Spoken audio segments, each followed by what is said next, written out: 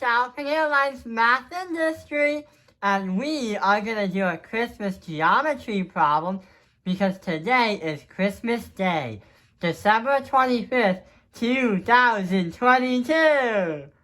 So we're going to solve a proof because the proof literally looks like a Christmas tree. So let's get started. Given angle 5 is going to be congruent to angle 6.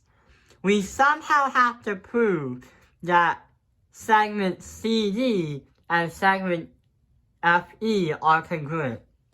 So, given to what we already know, we can say that angle 5 is congruent to angle 6. So we can mark those down and write it at statement and reason. So angle 5 is congruent to angle 6. And that was because it was given to us like a Christmas present. The present was really given to us during Christmas. So now we have our givens. We have to work our way through so we can prove that CD is congruent to FE. But there is something that we can look at. You see how these two are congruent, these two angles? Then we could also say, if these two angles are congruent, then we can assume that the two segments that are making this triangle is isosceles, and these are congruent. So we're going to say segment AD is going to be congruent to AE. And the reason why we can say that is, if we have angles that are congruent, then we can assume that we can have the segments that are congruent. So that is our reason. So we're going to make marks here. So you see what we kind of did? Now we have a giant isosceles triangle with two congruent segments. But how do we still get to CD and FE? Well, we can say that AC and FC are congruent because we can subtract the two. If we subtract the value from the whole triangle, then we can know that these two are congruent.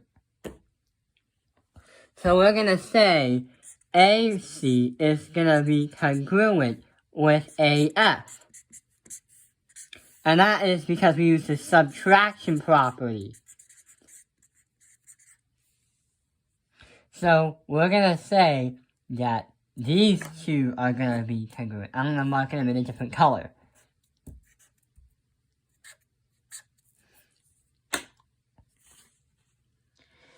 Then what we could do now is, we can get to our answer as CD is going to be congruent with FE. And the reason why we can say is subtraction. The reason why we did that twice is we never needed to do this one right here. This one was to give you a visual of what we were trying to do.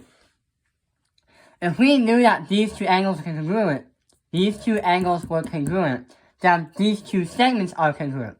But in the segments, we have a proof, CD and FE. If we use the subtraction property, we can definitely find out which is which and get to our answer. So, we have solved the Christmas tree problem. And we have proven that CD is congruent and the same as FE, the same measurements.